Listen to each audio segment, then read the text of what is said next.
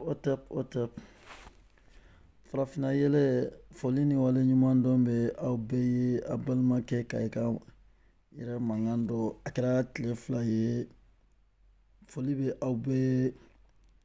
a tun kɛra tile 2 ye a kɛra fama ye ni y'an cɔngɔlen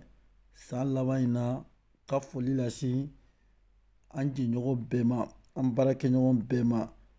ka foli lase farafinden bɛɛ lajɛlen ma ka bɛɛ lajɛlen fo ka bɛɛ lawale ɲuman dɔn ka ban ka san kuma laban k'o fɔ aw ma peut-être aw faamalen tun bɛ an ma an bɛ yan baasi foyi ti an na an bɛ an mɔkɛw ka bila la k'a fɔ yɛlɛma daminɛlen de don yɛlɛma daminɛna farafinna an b'a fɛ a ka farafin ka kɛ a yɛrɛ ye an ka hakilinaw ta an yɛrɛ ye vraiment on sait difficile a ka gɛlɛn parce que farafinna farafinw b'a dɔn an bɛ problème ba kɔnɔ aw bɛɛ lajɛlen folen don Magan Sissoko on a trop profondé par rapport c'est la trahison ils sont nous trahis ils sont des complices avec nous-mêmes par rapport aux blancs mais arabi farafin m'o faamu bi farafinna problème on dit que les politiques n'a nana bɛɛ bɛ anw kamitiw ka luti dɔn an ko farafinna problème bɛ diinɛ de maliyɛnw ko diinɛmɔgɔw ma mali mara ne bɛna ta fɔlɔ mali kɔnɔ sadi ka président kɛ fo bi a bɛ fɔ min ma ko chrétienw olu ma sigi fanga la a bɛ fɔ min ma ko tɔntigi olu ma sigi fanga la a bɛ fɔ min ma ko mandekaw olu ma sigi fanga la arabu olu le sigira anw ka fanga la parce que mɔgɔ mɔgɔ nana ko a fɛn fɛn ko a bɛɛ bɛ sali u bɛ sun u bɛ silamɛya paratigi de kɛ an b'a fɔ ko parce que k'u ye silamɛ an bɛ du la est ce que mɔgɔ jɔ nana mali kɔnɔ ko a ma jamana nafolo détourné ko ni malidenw ye lafiya sɔrɔ ni malidenw ma tɔɲɔ ni patriotique b'a la parce que ale ka diinɛ de ka bon a bolo a wali hakilina de ka bon ale bolo ni an b'a fɔ ko la tradition la culture et la tradition utilisent politique et religieuse n'a b'o fɔ ma arabuw ka tagabolo anw y'o de dɔn donc an nana farafin caman y'a yira k'a fɔ ko est-ce que ko diɲɛlatigɛ bɛ kɛ ko a bɛ fɔ min ma ko diina ko ni diina tɛ wa bon diina o ye ko kura yɛrɛ ye dugukolo sanfɛ dugukolo ye 100 miliyari de kɛ diina tɛ dɛ hali batu tun tɛ yen batu o ye ko kura ye ɲɛnamaya la n'a bɛ fɔ ma ko la croyance an ka laɲini ye min ye batu an ka jamanaw kan an ko an sɛgɛnnen de don fantanya a bɛ fɔ ma ko la mal-organisation la mal-gestion le mal gérer notre gestion mara juguya ani kodɔnbaliya sadi fɛn fɛn an ka jamana kɔnɔ mara juguya i tɛ se k'i hakili da bi ka anw ka jamana jateminɛ jamana min kɔnɔ jamana kɔnɔden n'i ye mɔgɔ sigi 100 mɔgɔ 43 kɔngɔ b'o bɛɛ la u tɛ dumuni kɛ k'u fa u tɛ sunɔgɔ ka ɲa u tɛ kalan awa mɔgɔ minnu yɛrɛ ma kɔngɔ b'o la n'o ma fa u bɛ sin k'i miiri ni diɲɛlatigɛ ye kuma tɛ ko faso jɔ ko dɔn kalan hali bi o jamana kɔnɔ ils sont continués à leur ka denmisɛnninw don arabu kalan na après ni mɔgɔ min ye kuranɛ kalan a ye wara a ye e y'i den di parce que anw ka problème sɛgɛn bɛ yen an fa ni an baw woloyɔrɔ ni mɔgɔ min ye e y'i den ta k'a don arabu kalan na a ye arabu kalan kalan après a banna kalan na a bɛna mun kɛ a ma baara kalan a ma digi baara la ala kota kira kota o mɔgɔ tɛ ban mali la ala kota kira kota a bɛ mun di maa ma o laban o bɛ kɛ escroc ye n'a ma nasi ta a bɛ walaha ta a bɛ nkalon tigɛ n bɛ nin baara kɛ mɔgɔw ye a bɛɛ b'a dɔn mali kɔnɔ bɛɛ bɛ diinɛ ka problème dɔn mais tant que nous sommes hypocrites personne ne vient pas dire la vérité parce que an bɛ siran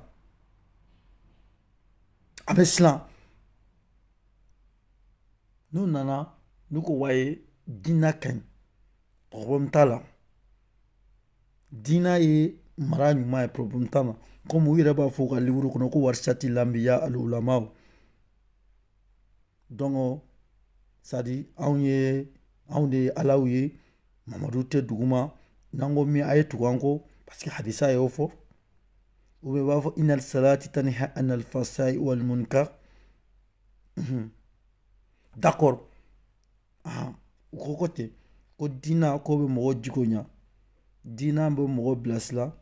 diinɛ de bɛ mɔgɔ bila ɲumanya sira kan mali kɔnɔ bi suɲali ngalontigɛ kalabantiya ɲɔgɔn janfa awa baarakɛbaliya o jamana bɛ marché sugu jumɛn o jamana bɛ taa ɲɛ cogo jumɛn na o jamana bɛ développer cogo jumɛn na anw yɛrɛ ka maakɔrɔbaw y'i sigi k'a fɔ ko walasa maninfin jugu ka ɲa fo a ka baara de kɛ farafinna anw bɛ wolo baara tɛ yira anw na an tɛ kalan baara la an tɛ kalan an ka avion dilan an tɛ kalan an ka tracteur dilan an sɛnɛ tɛ yira an na fo ala ko diinɛ ko jahanama bɛ ten après o fa kelen n'u ba kelen n'u b'i sigi ko dangadenw donc ni an faw filila o anw baw ka fili o donc anw ka to o fili kɔnɔ farafinna bi munna tubabuw arabuw bɛna misiriw jɔ anw fɛ munna misiri ni église tɛ u yɛrɛ fɛ misiri bɛ jamana jɔ wa église bɛ jamana jɔ wa jamana bɛ jɔ dɔnni de kan adamaden i yɛrɛ de b'i ka dɔnni créer n'a bɛ fɔ ma ko la connaissance des facultés humaines. La science des facultés humaines de notre pays, nous-mêmes, on doit alors créer par rapport à notre propre langue, notre propre des facultés humaines, par rapport pour nous pouvoir alors inventer de la technologie par rapport là, comme les pays qui inventent des vols et les métros et nous pouvons tous y vendre, nous pouvons nous-mêmes, nous les Noirs, nous-mêmes, on a des capacités intellectuelles pour inventer plus que des autres. Mais à cause des religions, les religions que à cause des religions, nous perdons capacité intellectuelle pour inventer des autres choses. Parce que toi, où y a une maintenant.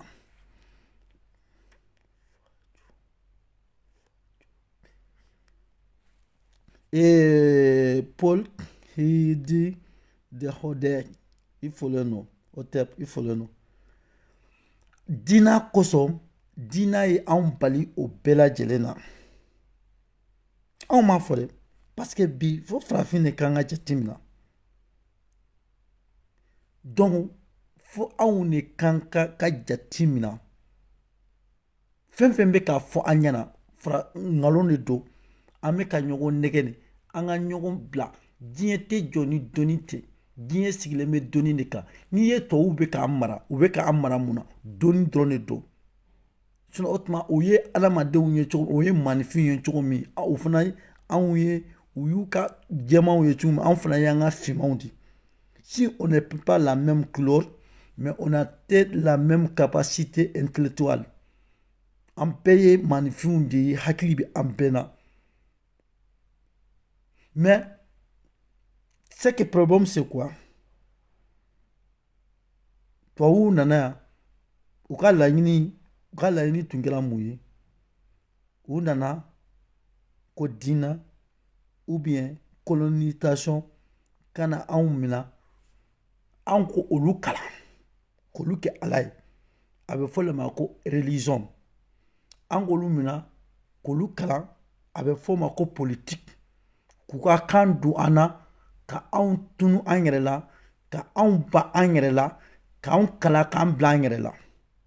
exemple la sisan n'i ko dina tɛ tiɲɛ ye ko dina ye arabuw ka hakilina de ka mara k'u yɛrɛ fɛ kana maa wɛrɛ mana a b'a fɔ dɔ ɲɛna i bɛ farafin dɔ ye tellement ils sont trop ignorants kodɔnbaliya la a bɛ n'i jaabi mun na hali bɛɛ kan tɛ sɔn ka jaabili min kɛ a bɛ n'o k'i la a b'i ɲininka ko e le yɛrɛ dan e de ye sankolo dilan e de ye dugukolo dilan d'accord ne ma n yɛrɛ dilan d'accord ma sankolo dilan ma dugukolo dilan mais ne m'a fɔ mɔgɔ si ma ko n dilan i t'a fɔ i fa ye k'a k'i dilan i t'a fɔ i ba ye k'a k'i dilan i t'a fɔ ala ye ko a k'i dilan e ka dilali a bɛ fɔ ma ko plaisir o ye diyaɲɛ di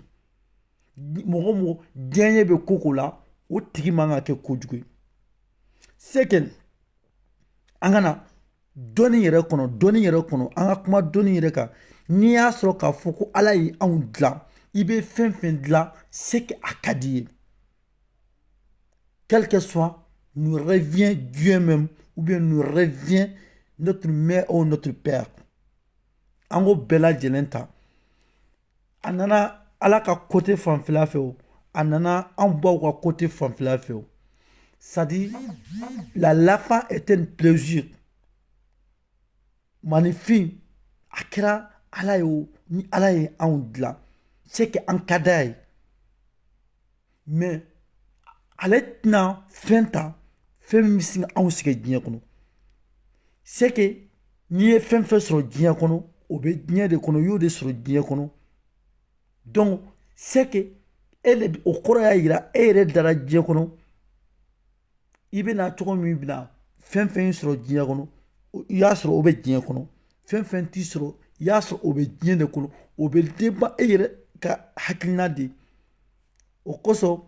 maanifin yɛrɛ y'i sigi ka fɛn dɔ bila ko nin ka ɲi nin man ɲi nin ka ɲi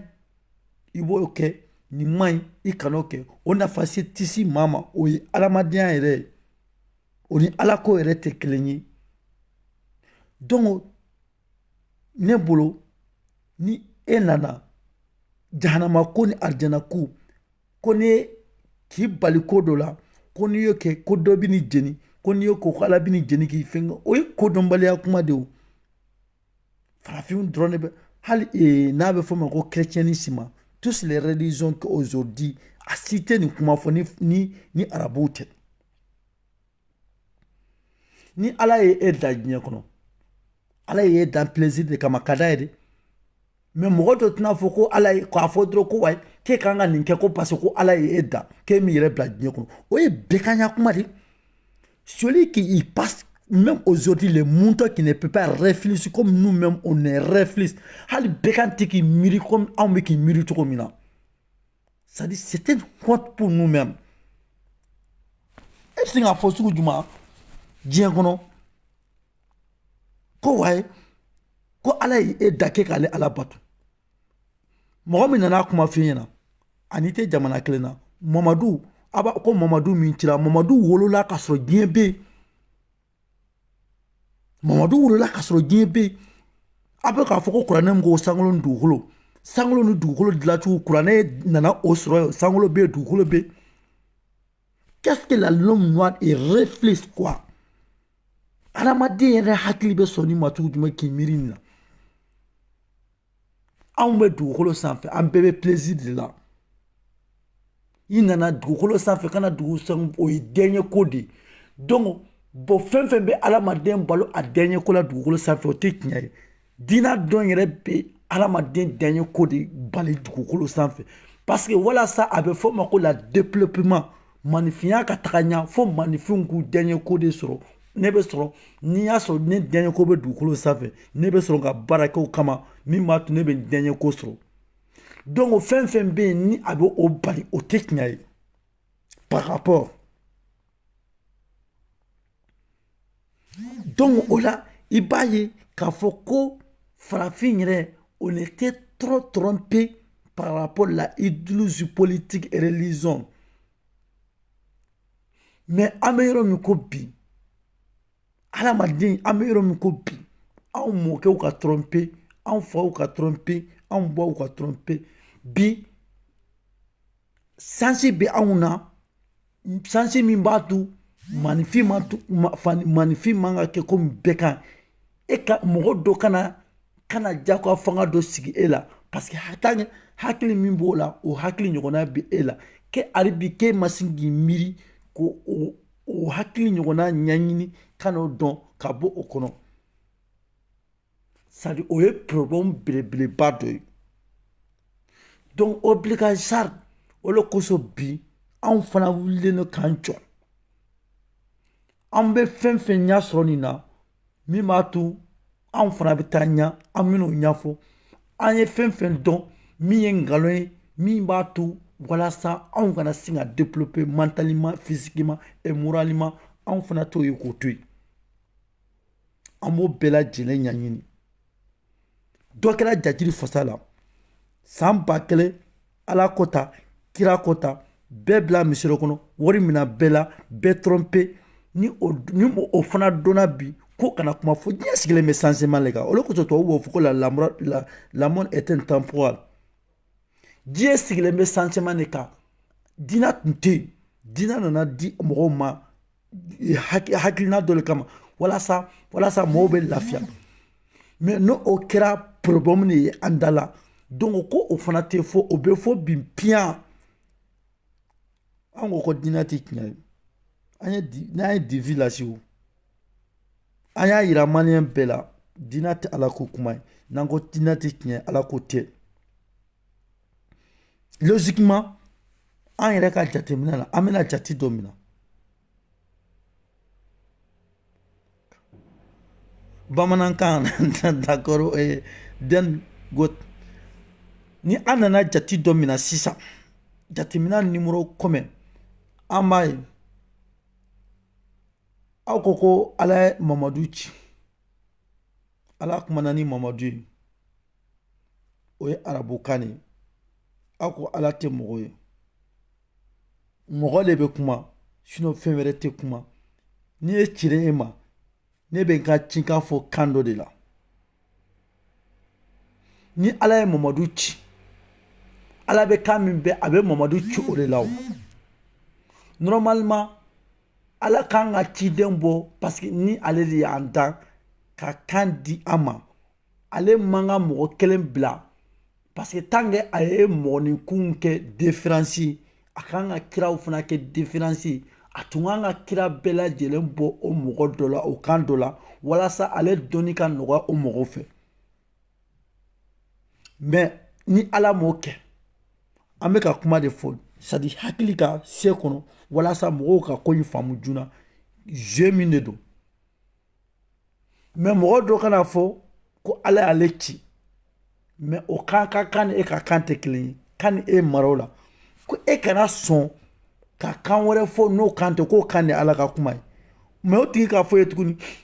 ko ala bɛ kan bɛɛ mɛn mais e bɛ jurumu ni minnu kɛ e b'o kɛ e ka kan yɛrɛ de la mais pourquoi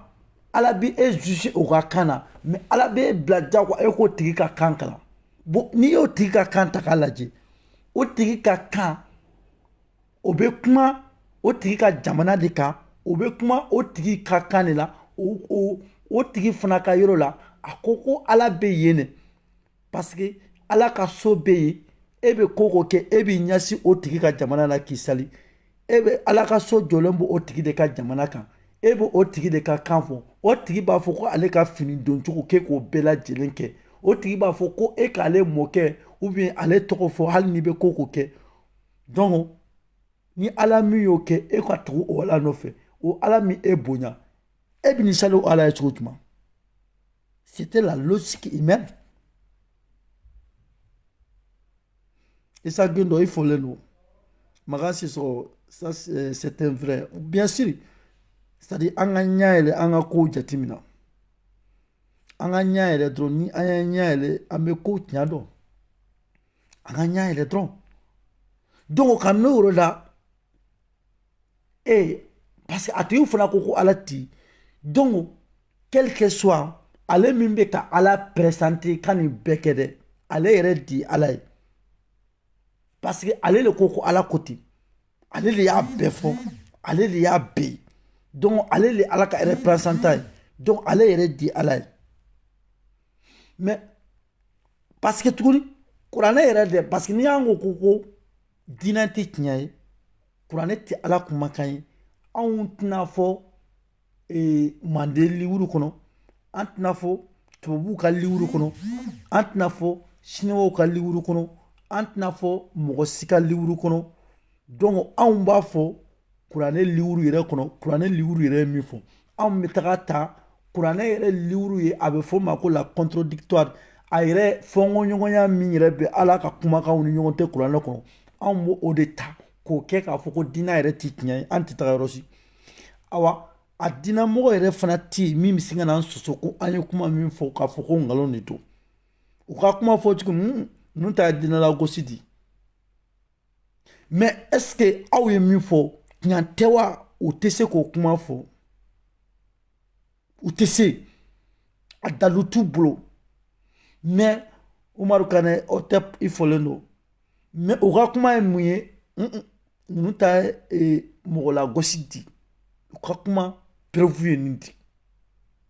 mais olu ɲinana san 1000 olu bɛ ka bɛɛ lagosi san 1000 olu bɛ ka bɛɛ ka lien secret lagosi san 1000 olu ka wajibili sigilen parce que arabuw y'u bila k'u yɛrɛ dɔgɔya k'u yɛrɛ dɔgɔya k'u yɛrɛ kɛ bɛɛkanw ye parce que arabuw y'u bila k'u k'u mɔkɛw t'a lagosi parce que arabuw yɛrɛ sabe u nana yan k'a fɔ ko mɔgɔ si c'est-à-dire mɔgɔ mɔkɛw ye fɛn fɛn kɛ k'a bɛɛ kɛ tun ye bɛɛkanw de parce que ni arabu san 1000 ni san 400 san 1000 ni san 500 ni arabuw nana yira farafinna na ko diinɛ k'anw tun tɛ ala dɔn c'est une insulte par rapport à notre ancien truc notre ancien truc qui il était alors u ka a bɛ fɔ ma u ka divinité batuli la aw bɛna fɔ anw ɲɛna an sigilen don ni ne ye farafin ye k'a fɔ silamɛya diinɛ ma ko ne ta tiɲɛ yɛrɛ la a bɛ ne dabaliya ban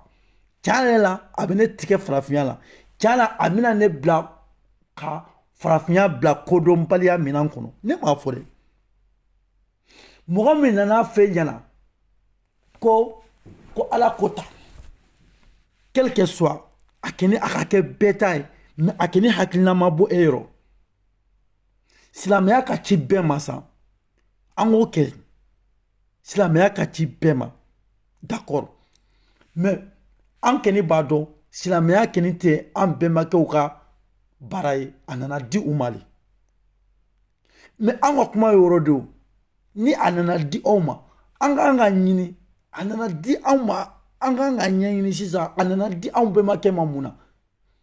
mɔgɔ min nana fɛn d'e ma a nana di ma ni cogoya min ye o tɛ tiɲɛ ye o est-ce que ne b'a fɛ k'e mara directement la ne bɛ e mara ni hakili de ye o ne ti o hakili ne bɛna kuma dɔ de fɔ ye kuma min b'a to ne bɛ sin k'e mara o kɔrɔ t'a yira ko kuma ye tiɲɛ ye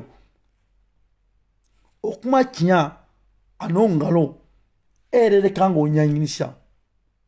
donc anw wolola o kodɔnbaliya kɔnɔ san 1000 c'est-à-dire société n'a bɛ fɔ ma ko wagati mɔgɔw bɛ na o mɔgɔw minnu mɔgɔ dɔw de wolola sisan n'o ye anw ye anw ka génération anw fana de miirila tiɲɛ yɛrɛ la ka miiri hakili kɔnɔ faamuya kɔnɔ kodɔn kɔnɔ ka jateminɛ kɛ k'a kow ɲɛɲini ka na ko tiɲɛ bɔ anw tɛ se k'o dogo quel que soit an fagara o an balola o ni tiɲɛ ye mɔgɔ tɛna anw bali a la k'a fɔ mɔgɔ tɛ n'i bolo biri anw da la mɔgɔ ka bagabaga tɛna si anw na mɔgɔ ka fɛnkɛ ti si anw na hali ni y'a sɔrɔ k'a fɔ an bɛ kaso le kɔnɔ an b'a fɔ n'i ye cɛbakɔrɔ silannen ye jogo de man ɲi an b'o kuma fɔ n'i ye cɛbakɔrɔ silannen ou bien i tɛ tiɲɛ kan ni hakilina in tagara ka ban parce que ni hakilina mana bɔ dɔrɔn a bɛ fɔ o ma ko idulus c'est-à-dire c'est un virus qui constitue transformé alors guillemets hakilina tɛ taga bɛɛ kan na a bɛ na i ɲɔgɔnnaw de la au pi ni anw kumana dɔrɔn hakilimaw bɛna faamu direct la n'anw kumana hakilimaw bɛna faamu direct la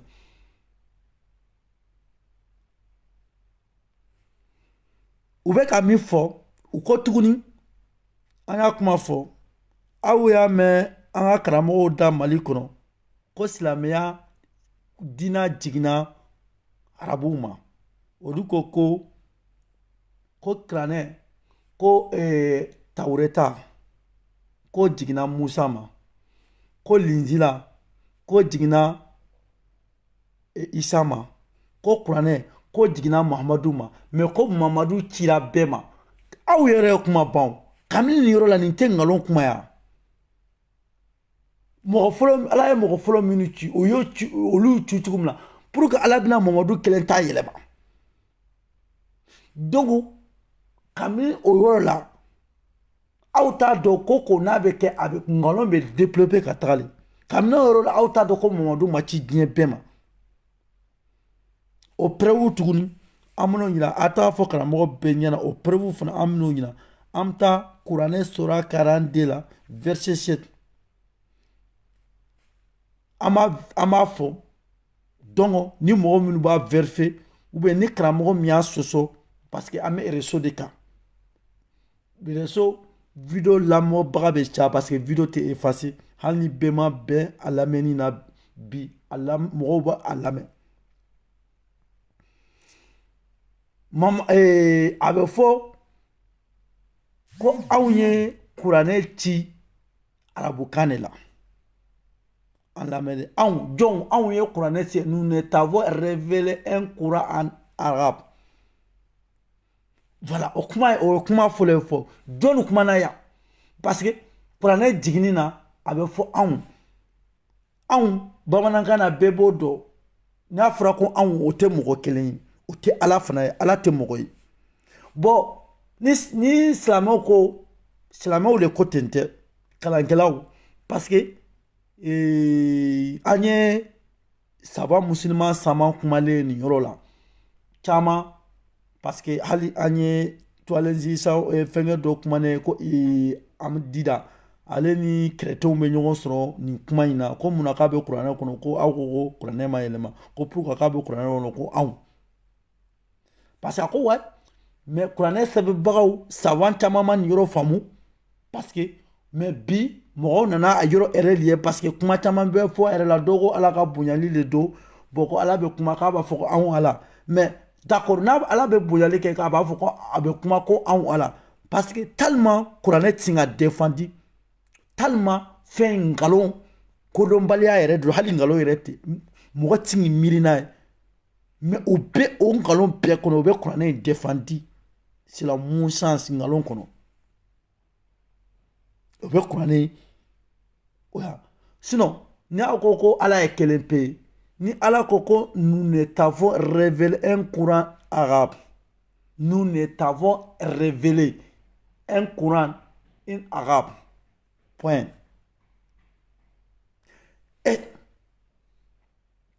d'accord sisan jɔn ye kuranɛ jigin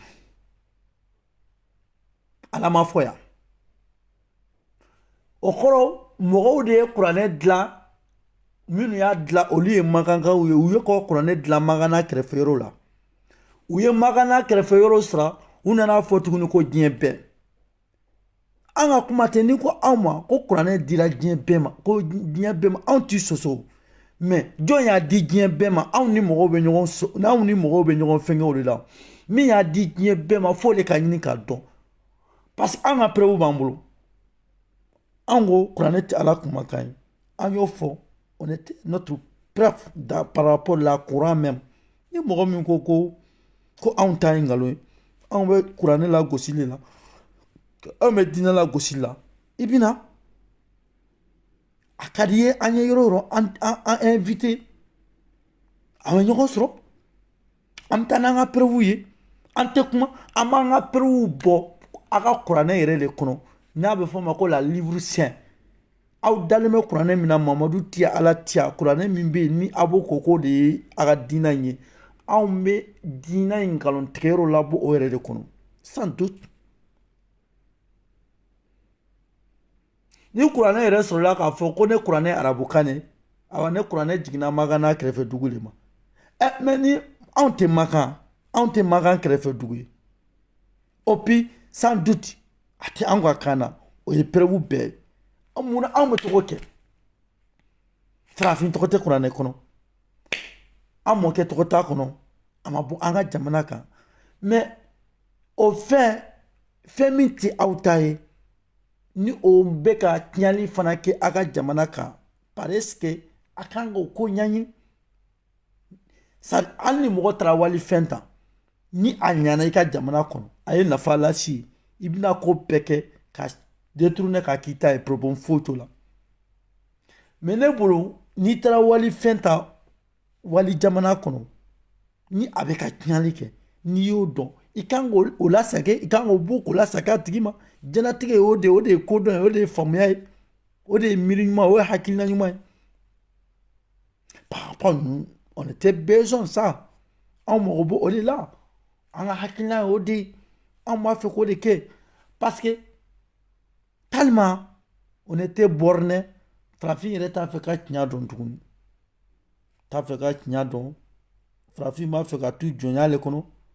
farafin b'a fɛ ka tu hakili miiri de kɔnɔ farafin b'a fɛ ka tu diɲɛ maatɔw ka bolokɔnɔmaya de la diɲɛ tɔw mana min kɛ san bayirika u b'o n'o ma ɲɛ olu ma u bɛn'o di anw ma an k'o kɛ olu bɛ ko kura kɛ an t'a miiri k'a fɔ diɲɛ yɛlɛma di diɲɛ tɛ to bolo kelen kan donc ni an y'a ye silamɛya nana ni tiɲɛli ye an t'a bila an ka ɲɛsin ko wɛrɛ la an ka jɛ wɛrɛ ɲini ou bien an t'a yɛrɛ ten an t'a essayer an t'a min ka ɲi kunun o ni bi ta an k'o fara ɲɔgɔn kan an k'o hakilina ta ka baara ɲuman kɛ k'an ka jamana lataga ɲɛ où les problèmes ni dɔ ko k'o tɛ kɛ ne bolo kɛlɛkɛ ko to ye ne ko n'i ye mɔgɔ fila kɛlɛtɔ ye dɔrɔmɛ tan nɔfɛ dɔ de bɛ dɔrɔmɛ wɔɔrɔ nɔfɛ sinon o tɛ kɛlɛkɛ ko ye o parce que Mali défaut n'a fɔra ko diina a bɛ farafin yɛrɛ hakili na k'a fɔ ko k'a bɛ kuranɛ kɔnɔ ko wa ma khalaqatul jinni wal insa illa liya'budun ko jinɛ ani adamaden ko an ma da foyi kama ko ka Ala bato o tɛ tiɲɛ ye dɛ o tɛ tiɲɛ ye dɛ jinɛ ani adamaden ko an ma da foyi kama ko ka Ala bato o tɛ tiɲɛ ye dɛ mɔgɔ min y'o fɔ o ye ngalon de ye voilà o ye ngalon de ye bonsoir ko Dani Denis yɛrɛ yɛrɛ wa i fɔlen don bonsoir o tɛ tiɲɛ ye diina min bɛ yen ni farafinw yɛrɛ bɛ ka kɛ ni an ko Ala ko de don min bɛ ka an mago sa o diina in an bɛna kuma o de kan dɔɔni a bɛ fɔ le ma ko wa ma khalaqatul jinni wal insa illa in a bɛ kuma kalo de kan o kalo in o de bɛ misiri kɔnɔ sali de y'o kalo in ye k'o kalo bato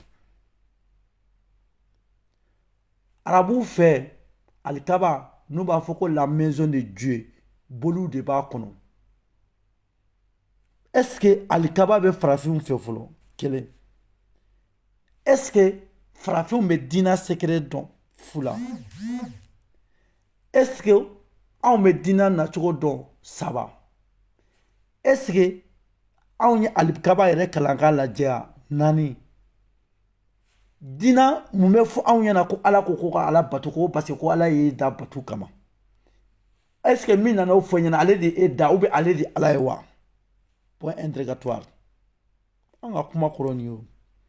c'est à dire fo an ka sigi ka ɲininkali de kɛ ka kow de jate mina ka hakiliw la yɛlɛma parce que fɔlɔfɔlɔ tellement an na silanna explication na diɲɛlatigɛ ka hakili dikun ye de hadamadenya kɔnɔ ka sin k'a dɔn min man ɲi min ka ɲi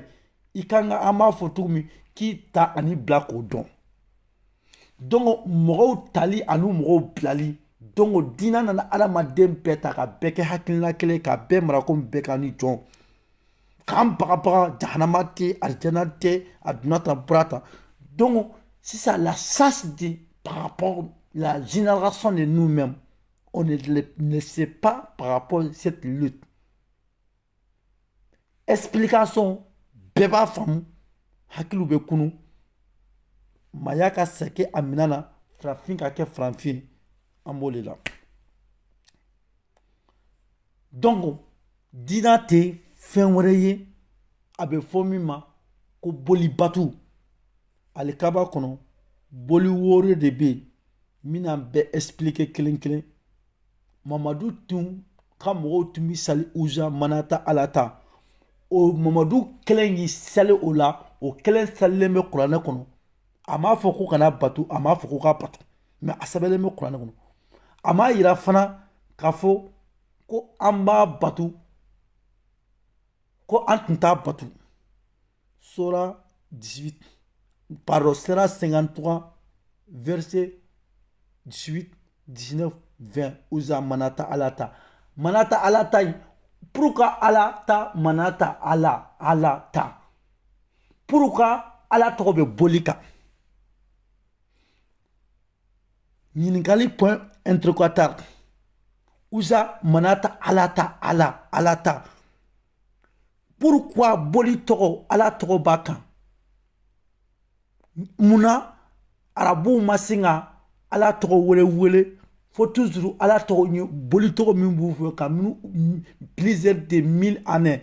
u b'o o diinɛ kelen bɔ ala o ala kelen de prononcer livre kɔnɔ diinɛ kɔnɔ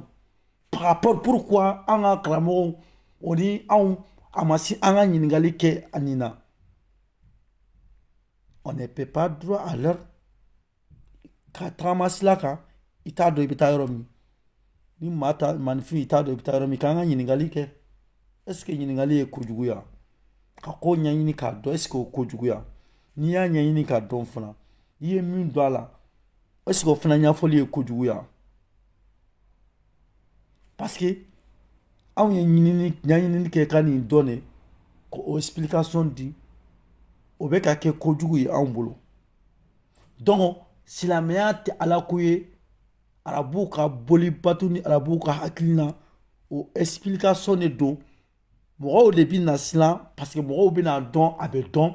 olu bɛ balo diinɛ la cogo min na olu bɛ mɔgɔbaya la diinɛ la cogo min u nalen bɛ mɔgɔw manipuler diinɛ la cogo min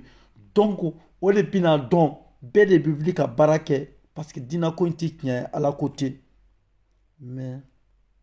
mais c'est Idriss de la toujours Kaba. Bien sûr, Maga Sissoko, o boli kelen ne be alikaba kono mina nya fo bi o hakilina kelen alikaba tun ye boli sore de o alikaba kelen ne be ka continuer hiju tun be ke ka sɔrɔ silamɛya tɛ o hiju kelen ne be ka continuer imra tun be ke ka sɔrɔ silamɛya tɛ o imra kelen ne be ka continuer o tɛ nya fɔ aw ko alikaba fɔlɔ alikaba tun ye boli mara yɔrɔ de ni silamɛya nana alikaba tun kan ka bɔ yen dɛ mais pourquoi ni alikaba tun ye boli mara yɔrɔ ye alikaba bɔra yen tuguni silamɛya fana bɛ ka kɛ yen tuguni pourquoi ɲininkali ma kɛ nin yɔrɔ la dɔ ka bɔ dɔrɔn ka nkalon tigɛ bɛɛ b'a dɔn ni arabu ka boli mara yɔrɔ tun ye alikaba ye pourquoi mamadu nana alikaba tɛ tuguni k'a yen kɛ alabato yɔrɔ ye pourquoi alikaba yɔrɔ kɛra alabato yɔrɔ ye tuguni ka continuer pourquoi o ko ma ɲɛɲini ni nana ne ma ala akwaru ala batu ni fɛ ne bɛ yɛlɛ parce que bɛ arabu ka boli batuli la si on sera mɔgɔ dɔw y'o ko ɲɛɲini k'o dɔn par rapport à l'archéologie la utilisation faculté humaine arabu bɛna o fɔ anw ɲɛna arabu arabuw b'a fɛ anw ka olu ka tagabolo le kɛ arabuw tɛna o fɔ anw ɲɛna anw yɛrɛ de b'o ɲini k'o dɔn diinɛ ye min ye o ma ɲɛfɔ an ka mɔgɔkɔrɔbaw nana le k'o jagoya daw la k'a fɔ dɔrɔn jɛnɛya man ɲi sonyali man ɲi kakalaya man ɲi nin man ɲi an fana ka mɔgɔ ko o ka tiɲɛ na ko nin ye ko ɲuman ye mais diinɛ yɛrɛ ye min ye a ka laɲini ye min ye c'est-à-dire la idéologie faculté humaine par rapport les politiques et religieuses idéologies k'a fɔ ko politique de don ka mɔgɔw mara o ni domination politique dɔ de don donc o ma ɲɛfɔ mɔgɔw m'o dɔn donc ni wuli kɛra k'o ɲɛɲini k'o dɔn ko o de kana ɲɛfɔ o de ye problème ye de ninnu bɛ diinɛ lagosi de la mais anw bɛ ka min fɔ a cɛ tɛ yen min bɛna fɔ ko nkalon don wa ubiyɛn mun de don donc ka bɔ anw mago b'o de la ni alikaba ni ala n'a fɔra ko ala ka so aw ko ala tɛ mɔgɔ ye so kan ka kɛ ala bolo wa ala tɛ ye mais so kan ka kɛ ala bolo c'est à dire mɔgɔw de kan ka i hakili jagabɔ k'i ɲɛ yɛlɛ an ka sigi ka baro kɛ nin kan olu ko ala bɛ sanfɛ mais mun ye so kɛ ala bolo duguma fana o ko ala yɛrɛ tɛ ye mun ye so kɛ ala bolo ko alikaba ala ka so parce que a bɛ kuranɛ kɔnɔ a bɛ suratul imurana kɔnɔ la maison de Dieu et karamɔgɔ Traoré i yɛrɛ bonsoir i folen don donc toujours alikaba kɔnɔ o boli kelen de bɛ ka batu n'o ye kalo ye ani uza ani manata ani alata donc ani o b'a fɔ min ma ko arabayita leji o boli fana o ye boli min tun bɛ mamadu fana somɔgɔw bolo n'u tun b'u ka tribu kɔlɔsi na lilafi kɔlɔsi n'o b'a fɔ ma ko halal bayitu n'o ye lafi kɔlɔsi lafi riyalata astayu wasaifi falyabdu rabba haza albayti lezi atiyamahu min zun wa amana min kayf donc boli tun bɛ olu bolo i komi an ka boliw an tun bɛ dugutaasiriw ni dugu fɛngɛ o boli le kelen ye nin ye n'o de arabayita le ji o bɛ kuranɛ kɔnɔ o de tun bɛ mamadu ka tribu fɛngɛ o boli kelen bɛ kuranɛ kɔnɔ jɔn bɛ se k'a fɔ k'a fɔra ko o interdit kuranɛ falen bɛ arabu ka boli la olu de bɛ kala a bɛ lafi kurasi a bɛ nin sɔrɔw kala k'i sali o de la ka arabu o jagoya ni maga ma kɛ fɛn ye jagoya parce que olu kosɔn jagoya a bɛ taga grand frère Sanjoke Kanuti grand frère Otep a kɛra tile fila ye i folen don donc sisan tiɲɛ na a kɛra faama ye tɛ i bɛ Mali la wa ou bien i bɛ Gabon wa ou bien i y'a ye tiɲɛ na ne ka Facebook yɛlɛli le man ca sisan bon n yɛrɛ tun famana farafinna yɛlɛma ni aw b'a kalama n yɛrɛ y'a essayer san laban na an ka jɛ an ka baro kɛ d'accord hali bi ɲininkali question donc ne a bɛ mɔgɔ min bolo ni min bɛ sin ka question bila ni min bɛ sin ka ɲininkali bila donc silamɛya diinɛ ye bolisɔn de ye donc o ɲɛɲini o bɛ an bolo o ye kelen ye bon silamɛya kura min fana bɛ ka kɛ sisan o silamɛya fana imam maliki le nana o fana inventé n'o b'a fɔ ma ko maliki yomi din diinɛ kɔrɔ de ko danbe donc ni tubabu b'a fɔ ma ko la dignité et religion o ye tagabolo ye donc maliki yomi din iyyaka na'budu wa iyyaka nasta'in ihdina sirata al-mustaqima sirata allazina an'amta alaihim ghayru maghdubi alaihim waladdallin i bɛ Gabon d'accord j'étais contact mi wele quoi donc maliki le ko ne maliki yomi din ne ka danbe ne nana sɔrɔ o y'a sɔrɔ kira salen kɔfɛ ko san 200 arabu tun y'u ka tagabolo n'u danbe bila donc imam maliki le nana silamɛya in dilan k'u ka tagabolo n'u ka danbe segin a yɛrɛ la a ye maliki y'o de tɔgɔ fɔ o y'a sɔrɔ ale de tɔgɔ bɛ suratul fatiha kɔnɔ o y'a sɔrɔ bisimila tun ye arakan 6 de ye ale de y'a kɛ arakan 7 ye cɛ tɛ ye min bɛ nin ko in sɔsɔ donc tiɲɛ le tɛ ka fɔ maninfinw ɲɛna donc an ye diinɛ ko in an ye a plan bɛɛ de ɲini mais mandekaw ko maa t'i ka sogo faga mugu ti zinzan na parce que n'o kɛra ni sama nana don min na dun donc hali bi an bɛ ka ɲɛbilaw de kɛ an mago bɛ karamɔgɔbaw de la fo n'u bɔra k'a fɔ ko kakala dɔw bɛ réseaux sanfɛ k'u bɛ manamanakan fɔ la parce que an ye vocal caman ni fɛn caman sɔrɔ kuma kutuba ka di kutuba an ka kutuba bila an ka kɔtina karamɔgɔ donc an ye kuma dɔw fana sɔrɔ n'u taara karamɔgɔw ɲininka ko mɔgɔ dɔw bɛ réseaux sanfɛ k'u ko diinɛ tɛ tiɲɛ ye ko karamɔgɔw b'a fɔ ko a kana kuma ninnu fɛ ko ninnu ye diinɛlagosilaw de ye mais n'u ye karamɔgɔw ɲininka ko karamɔgɔ de k'u bɛ k'a fɔ ko kuranɛ yɛrɛ de ko tan de ko a kana u lamɛn k'u ye diinɛlagosilaw de ye aw de bɛ aw kun fɛ o sinon aw minnu ma kalan aw de bɛ aw kun fɛ sinon karamɔgɔ ninnu b'a dɔn k'an bɛ ka min fɔ karamɔgɔw munna u tɛ bɛn sisan karamɔgɔw bɛɛ nalen politiki fɛn dɔ sigi u bɛɛ bɛ intérêt dɔ nɔfɛ Diko tuma min na Diko a tun bɛ intérêt ɲini na a ye allié fɛnkɛ la Ɲɔrɔ Surufukɛ la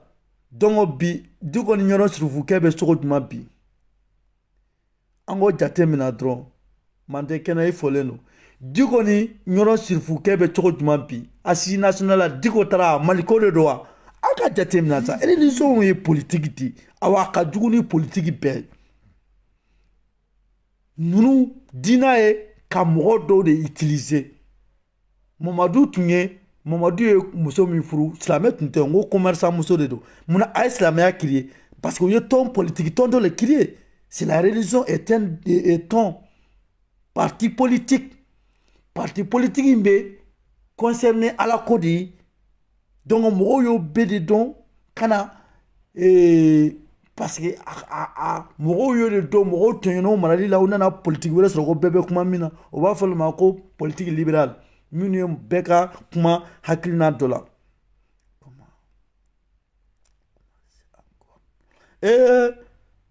n y'o de fɔ n ko karamɔgɔ bɛɛ de bɛ wuli bɛɛ de bɛ baara kɛ jamana in kɔnɔ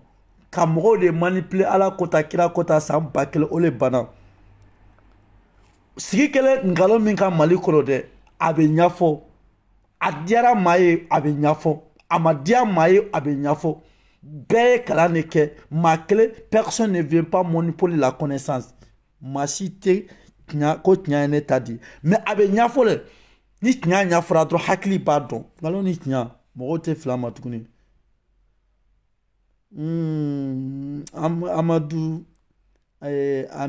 Amadou Sall hola hermano Kaika ouais qu'est-ce que comment ça bien continuez donner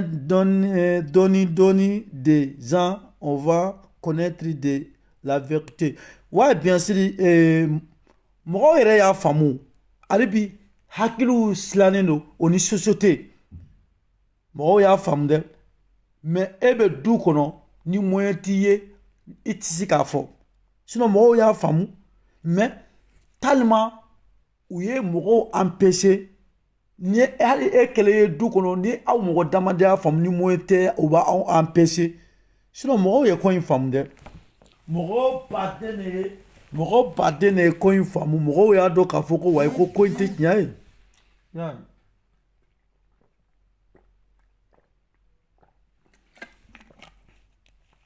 mɔgɔ baden de ye a faamu k'a fɔ ko in tɛ tiɲɛ ye Amadu fɔlen don mɔgɔ baden de ye ko in faamu ko in tɛ tiɲɛ ye mais comme bien sûr Mande kɛnɛ ni continue dɔɔni don à partir de 2022 n ye n kali bɔ kolo la karamɔgɔw bɛna kutuba kɛ an kan à partir de 2022 karamɔgɔw bɛna kutuba commencer parce que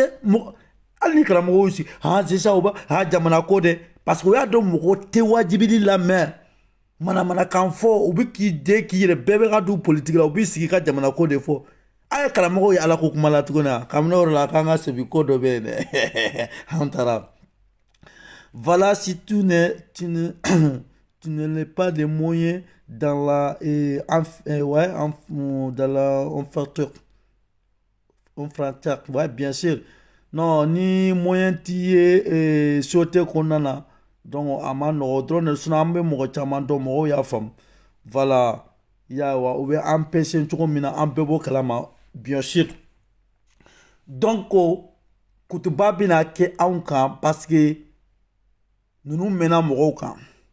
ngalon kɔnɔ parce que an ye ko an yɛrɛ an bɛ ka ko caman de lamɛn sisan minnu dugulen don parce que u y'u ka kalanbaliw bila ka na ni an nana ko dɛrɛ tɛ da ye he jɔn ye da jɔn ye sankolo dilan jɔn ye dugukolo dilan jɔn ye sankolo dilan jɔn ye dugukolo dilan u ka débat ye nin dɔrɔn de n'i ko diinɛ tɛ tiɲɛ ye u bɛ ne ɲininka ne b'a fɔ bɛɛ ɲɛna n'i nana ne b'a f'i ɲɛna ko ne ko diinɛ tɛ tiɲɛ par rapport quoi kuranɛ ma bɔ ala yɔrɔ diinɛ ni ala ko tɛ kelen ye diinɛ ala ni maa ma kuma ne b'o de f'i ɲɛna i bɛ na e ko ala ni mɔgɔ kumana diinɛ ye tiɲɛ ye ala ye kuranɛ jigin n'a pɛrɛw bɛ bɔ kɛ mais n'i nana n'o yɔrɔ ye dɔrɔn u b'a fɔ jɔn ye da jɔn ye sankolo dilan jɔn ye dugukolo dilan parce que ne bɛ diinɛ mɔgɔ jate minɛ mun ye diinɛ mɔgɔ min bɛ diinɛ kɛ ni a bɛ diinɛ na parce que mɔgɔw b'a la dɔw b'a la ten dɔrɔn ko mɔgɔw b'a la olu tɛ mais a bɛ fɔ minnu ma ko a bɛ fɔ ma ko extrémiste ou bien radical olu ka point de vue ne b'olu jate minɛ komi fatɔ sisan n'i ye ɲintin di fatɔ ma k'a ka taa ji t'a la a bɛ taa ji t'a la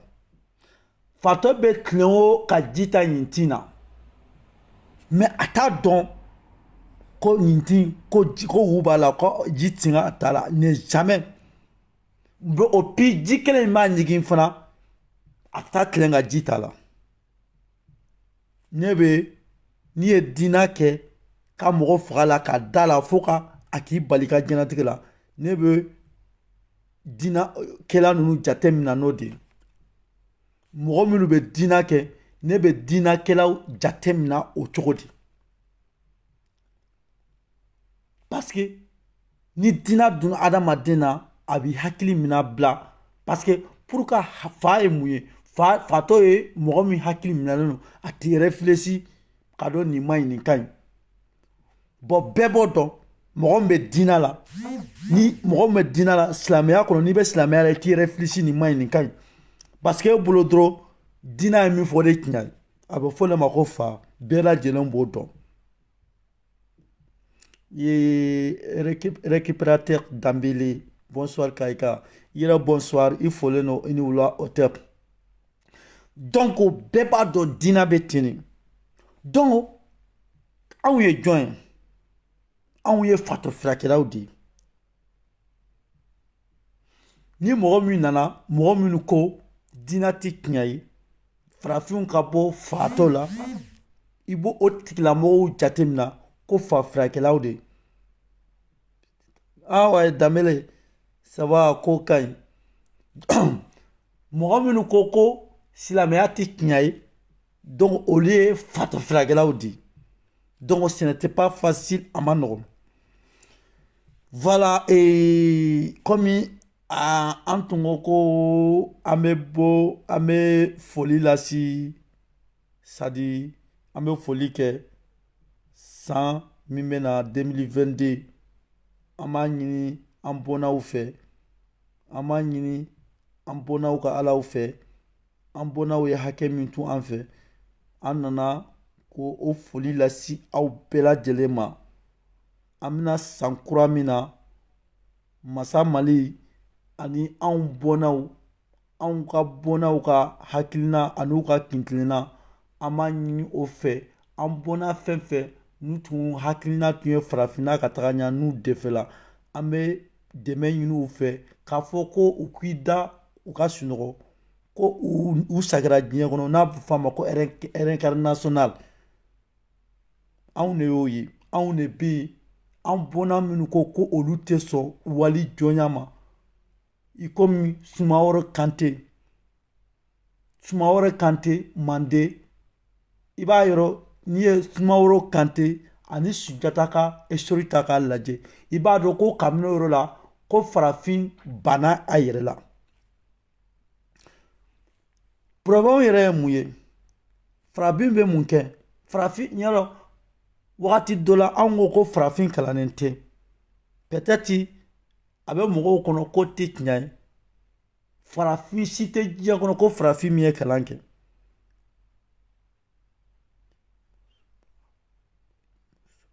mais Ni ye kuma info Sali, mon frère, c'était mon premier jour que ton livre. Ah, d'accord, vraiment, merci. Donc, ni premier jour de kadun lefu kono, ibe page in lajɛ farafina yɛlɛ. Ni ye page in lamɛnni damina, i bɛna hakilina caman sɔrɔ a kɔnɔ. Voilà. Donc, ni ye hakilina caman sɔrɔ a kɔnɔ, ni hakilina ninnu kɛra i ka hakilina ye. Parce que anw ka hakilina in ka gɛlɛn,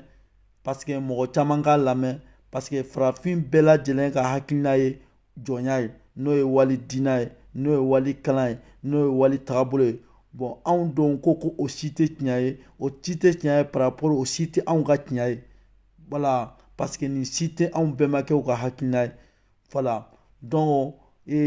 o farafin caman ka faamuyali ma sin o ma. Ni farafin caman ka masa Mali folen o tɛ ni farafin caman ka faamuya ma si o ma. Donc ni ko k'i bo o kuma ɲɛfɔ a man tali mɔgɔw ka faamu. Voilà, ni siɲɛ fɔlɔ de nin ye i kana anw ka layifu sanfɛ n'i bɛ a ye ko farafina yɛlɛ o kɔrɔ don dibi min bɛ farafina la anw ko anw bɛna farafina bila yɛlɛ kɔnɔ. O yɛlɛ an y'o de sɛbɛn. Donc page in ye farafin bɛɛ de ta ye. Walasa anw ka laɲini ye ka farafina bila yɛlɛ kɔnɔ. Parce que farafina bɛ dibi kɔnɔ kuma n'a kɔrɔ de don. Voilà, n'a fɔra ko yɛlɛ bɛɛ b'a dɔn k'a fɔ ko foyi tɛ ɲɛ sɔrɔ dibi kɔnɔ. Ni diɲɛ koko bɛ kɛ a bɛɛ bɛ kɛ tile fɛ, sufɛ an bɛ sunɔgɔ la. O kɔrɔ anw ka page anw y'a yira farafina bɛ sunɔgɔ la. Donc farafina ka wuli ka bɔ sunɔgɔ la. Page in yɛrɛ kɔrɔ don o ye. Voilà, a fɔlen don. Donc n'i ye lamɛnni kɛ i bɛna kuma caman sɔrɔ live in kɔnɔna na. Voilà, oui, je suis déjà abonné. Oui, je suis mon frère que je suis une des artistes de j'étais de toujours demandé et êtes-vous dans beaucoup de pays demandé. Je suis d'accord avec vous. Donc voilà, Musoba, il faut les lots. Foli bi yɛrɛ ye i ye min fɔ. Voilà, parce que anw bolo ni culture yɛrɛ économie ye bi pour ka kana yira cɛ danbɛlɛ i falen tɛ dolo la bi ye 31 kana doloba min dɛ. Voilà, ni cimi caman dolo la kana manamanakan fɔ ye i bu n ti to yen dɛ. N bɛ ka kalandenw bilila u t'i kama wala i fɔlen don o tɛp. Voilà, an ka laɲini ye mun ye bi n'i ye Mali ta k'a lajɛ anw ka fini dunta bɛɛ bɛ bɔ arabu jamana kan ani tubabu jamana kan. Est-ce que ni Mande culture valoriser la o? Est-ce que Mandekaw ka an ka fini duntaw, an ka galadilokiw, an ka bokaladilokiw, fini minnu bɛ dilan an fɛ an k'o valoriser e ko an yɛrɛ tɛna usine dilan wa? Est-ce que ni maa min yɛrɛ bonya jɔn min yɛrɛ bonya n'i ye Mande bokaladiloki ta k'i bɛ taa n'a ye Misira ye u b'a fɔ k'i ye kafiri ye bɛɛ b'o kalama. Donc arabuw nana anw fɛ yan arabuw y'o de kɛ o. Arabuw nana an fɛ yan u nana fɛn fɛn sɔrɔ an fɛ mɔgɔw b'a fɔ ko arabuya ko an bɛna k'an ka tagabolo fɛnɛ gosi. Ne t'a dɔn farafin bɛ se ka kɛ hypocrite ye cogo jumɛn. Bɛɛ b'a kalama arabuw nalen an fɛ yan u ko an ka bonbonsiba bila, u ko an ka forokiya duloki dun, u ko an k'an ka pantalon sinta surunya, u ko an ka fini jɛmanw dɔrɔn de dun, u ko an k'an ka bokaladulokiw bila, u ko an k'an ka hali kumacogow k'an k'o bila, ko an k'an ka tɔgɔw yɛlɛma, ko an k'an parce que hali anw fɛ bɛɛ n'i ka kunkolo dilancogo de don ko an k'o bila. Hali an ka denkulu cogo, an ka furu cogo, an ka suduru cogo nin si tɛ kuranɛ kɔnɔ. Nin bɛɛ arabuw ka culture nin ye arabuw ka tradition de. U ko an ka nin bɛɛ yɛlɛma. O ye ala ko ye aw bɛ ni jɔ ko mun. Fɔlɔfɔlɔ anw fɛ silamɛya tun mana du ka fa tun bɛ yen wasu tun tɛ yen duloki jɛmanba tun tɛ yen parce que bɛɛ tun bɛ fini suguya kelen dun. I t'a dɔn ko min ye waritigi ye i t'a dɔn ko min ye fantan ye an bɛɛ bɛ duloki cogoya kelen dun an bɛɛ tun bɛ hakilina kelen na an bɛɛ tun bɛ miiriya kelen na an bɛɛ tun bɛ kuntilenna kelen na. Awa e ye silamɛ ye e ye kafiri ye e ye chrétien ye e ye nin ye o tun tɛ yen bɛɛ tun ye hakilina kelen ye sote bɛɛ tun ye kelen ye arabuw nana n'u ka diina ye nin ye wahabiya ye a y'a lakɔlɔsi dɔrɔn hali diina min nana est-ce que hali diinamɔgɔw yɛrɛ bɛnnen don wa silamɛya diina min nana a parti joli bɛ Mali kɔnɔ pour que l'homme noir on ne peut pas réfléchir pourquoi je voulais savoir a y'a lakɔlɔsi karamɔgɔw bɛ hali karamɔgɔ minnu bɛ Mali kɔnɔ o bɛnna fɔlɔfɔlɔ an ka mɔgɔw u ye sadi dugu cɛkɔrɔba bɛɛ tun bɛ ɲɔgɔn sɔrɔ kuran kan dugu cɛkɔrɔba tun bɛ ɲɔgɔn sɔrɔ n'u b'a fɔ ko gala sanfɛ bɛɛ bɛ t'i sigi yen dugu cɛkɔrɔba ni tun tɛ sigi gala sanfɛ u b'a fɔ ko e hypocrite de dugu cɛkɔrɔba bɛɛ tun bɛ taa sigi gala sanfɛ ka sigi ka kuma ka dugu kungo fɔ ɲɔgɔn ɲɛna kuntilana kelen hakilina kelen miiri kelen awa bɛncogoya kelen depuis silamɛya nana silamɛya ko ko bɛɛ haramuyalen don an bɛɛ tun bulon kelen tun bɛ bɛɛ bolo du bulon kabila bulon dugu bulon ni ko min ma ɲɛbɔ du kɔnɔ a bɛ taa ɲɛbɔ bulon kɔnɔ n'a ma ɲɛbɔ bulon kɔnɔ a bɛ taa ɲɛbɔ kabila kɔnɔ ni a dɛsɛra kabila kɔnɔ a bɛ taa ɲɛbɔ dugu kɔnɔ faamako tun tɛ yen o bulon kelen arabuw fɛ u b'a fɔ de ma ko misire yɛrɛ kɔrɔ arabukan na misire kɔrɔ misire tɛ ala bato yɔrɔ ye n ko aw trɔmpelen don maliyɛnw a ye kow ɲɛɲini dɛ ne y'o de fɔ n ko maliyɛnw ni jamana kɔnɔdenw nana nin ko tiɲɛ dɔn don o don karamɔgɔ a y'aw dugu dɛ a y'a dugu dɛ misira kɔrɔ ye mun ye arabukan na alimazid n'a bɛ fɔ o ma ko rassemblement ko ɲɔgɔn jɛkɛyɔrɔ ɲɔgɔn jalajɛyɔrɔ misira ye ɲɔgɔn jalayɔrɔ de k'a fɔ ko misira de ye ala batuyɔrɔ ye k'a jɔrɔ de kama arabuw fɛ ngalonfin tiɲɛ tɛ ala bi tiɲɛ t'a la sini a ye karamɔgɔw labɔ k'u ɲininka ko misira ala ko ya kabini silamɛya tɛ yen misira bɛ arabuw fɛ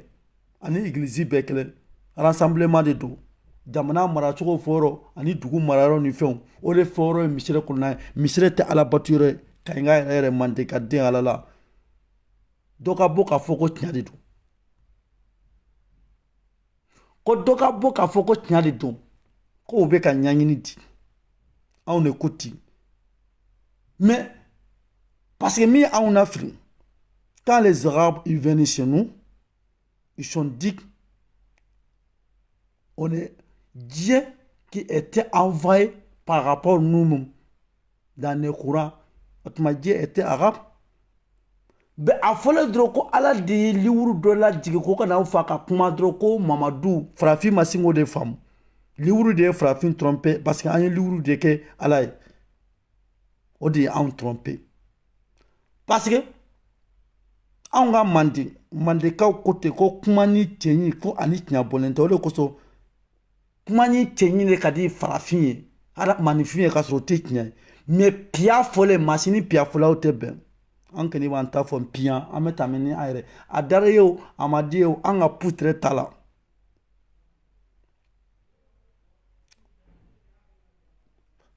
ton kutuba est un déo pas dit un jour de mener donc c'est-à-dire misira tɛ ala batuyɔrɔ ye donc après le temps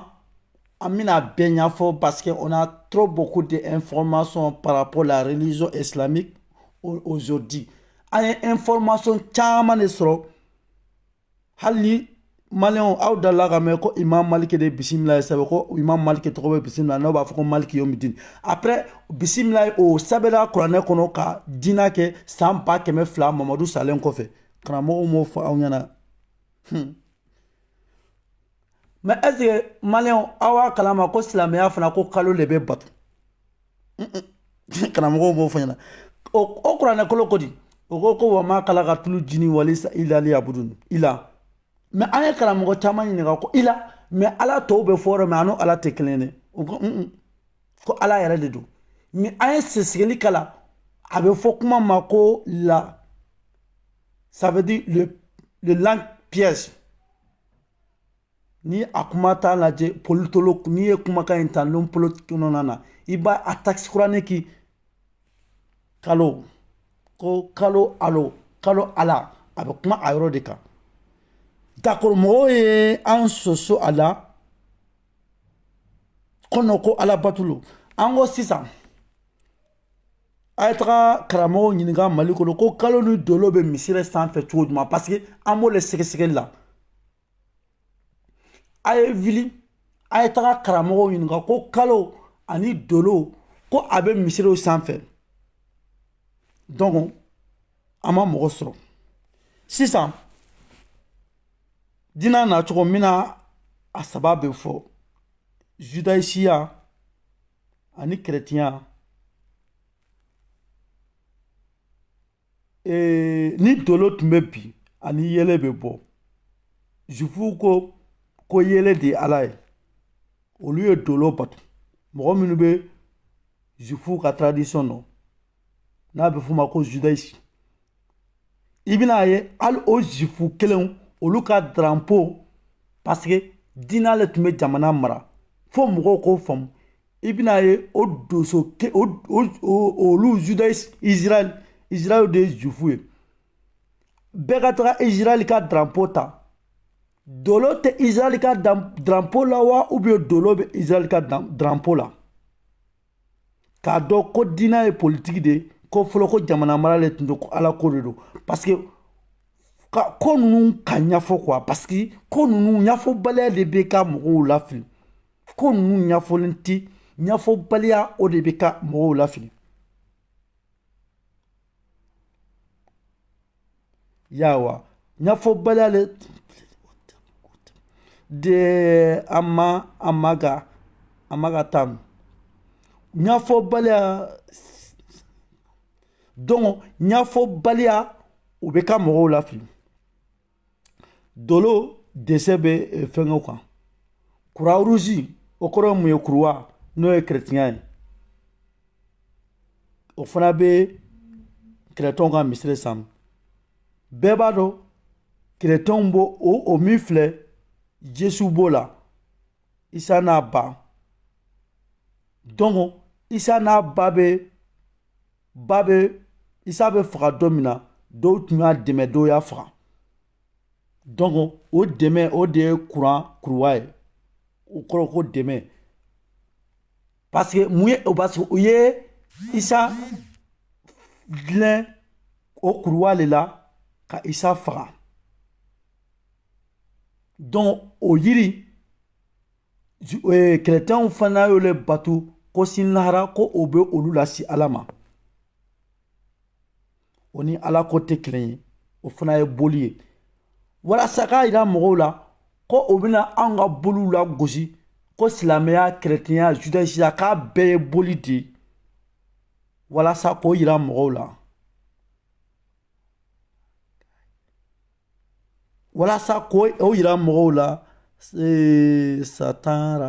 satana sori i fɔlen don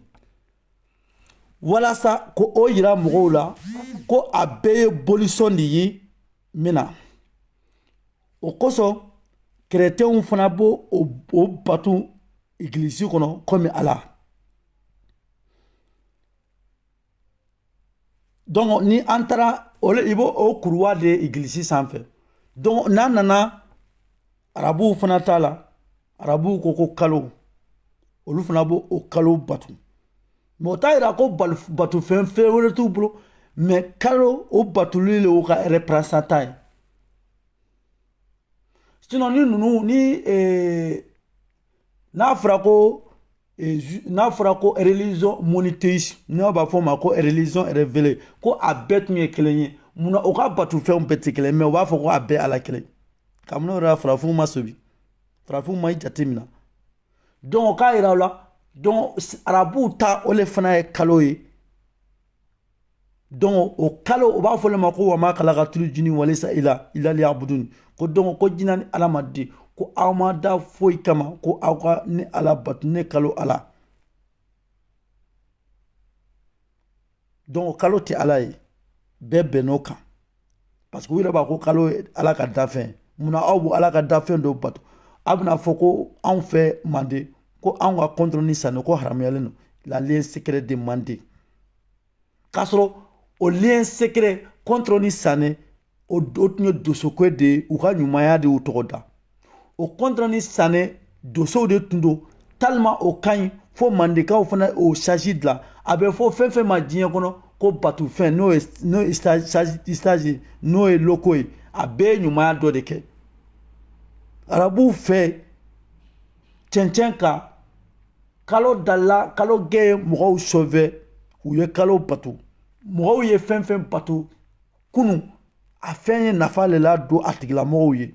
o de kosɔn an ka mɔgɔw fana manden contre ni sanni dosow de tun don u tun ye ɲumanya kɛ u bɛ taa sogo faga u b'a di fantanw ma u b'a di bɛɛ ma o kosɔn u ye sasi dɔ dilan n'a bɛ f'o ma ko contre ni sanni olu tun bɛ bato o de kama o de kosɔn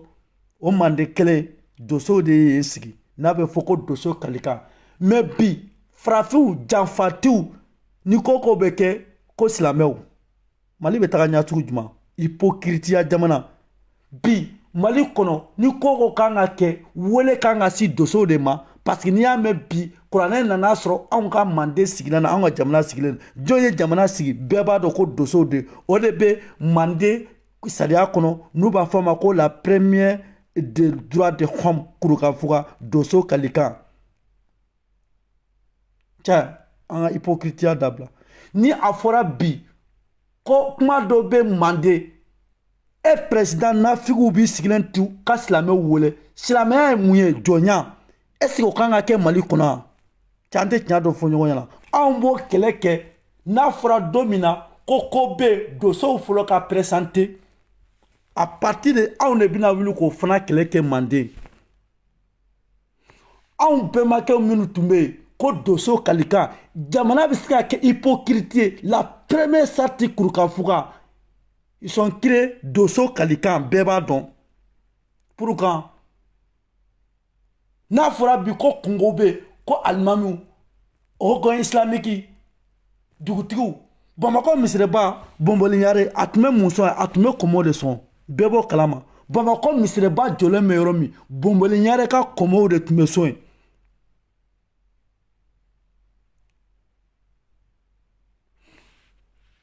jamana in wagadugu jusqu'à manden a bɛɛ sigira ni doso kalikan de fɔlɔfɔlɔ manden fɔlɔfɔlɔ anw fɛ n'u tun bɛ furu kɛ kali ka sɛn o de tun bɛ furu kɛ furu tun ti ka san n'i tun y'i kali k'i sɛn furu kɔnɔ furusa tun bɔra maninfin fɛn fɛn na a bɛɛ tun bɛ sa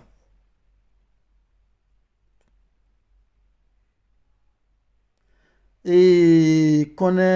aramatu den o tɛ i fɔlen don foli b'i ye mais kabini anw ka furukan kalikan bɔra ye ko arabu furu tɛ tɛnɛ ni tata sɔrɔ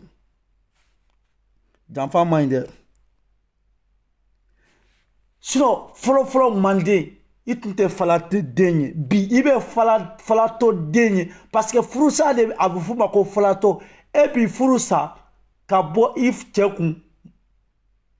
i b'a ye den bɛ kɛ falatɔ ye a tɛ mara ka ɲa k'i tu balo kɔnɔ k'i den ye k'a kɛ falatɔ ye n'i ye muso gɛn muso wɛrɛ k'a den lamɔ a den bɛ lamɔ sufiri kɔnɔ a den bɛ lamɔ tɔɲɔ kɔnɔ an bɛna fɔ ko silamɛya e bɛ muso dɔ gɛn ka muso wɛrɛ furu ka na o muso bɛna i yɛrɛ woloden mara a ba bɛ yen i bɛ denw ye falatɔya da mali kɔnɔ i bɛ siran an ye janfa kɛ dɛ n ko an ka sagɛ an yɛrɛ ma ko silamɛya anw de ko to anw mako bɛ ni silamɛya ye min di an ma n'a nana ni bɛn min ye n'a nana ni kɛlɛya min n'a nana ni hinɛ min ye n'a nana ni min ye mali kɔnɔ anw y'o de fɔ n ko u ka bɔ k'a fɔ anw ɲɛna ban mandekaw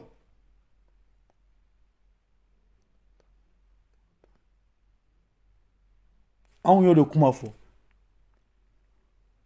bɛɛ bɔ kalama i ye muso gɛn ka furu sa ka bɔ a denw kɔrɔ muso bannen a denwolo la muso wɛrɛ ka na o denw mara est-ce que a bɛn'u mara ka ɲa o fana tɛ joli o le kosɔn mandi an ka mɔgɔbaw ko furu tɛ sa ko furu sa bɛ na ni yatimɛdenya de bɛɛ ɲɛ b'a la o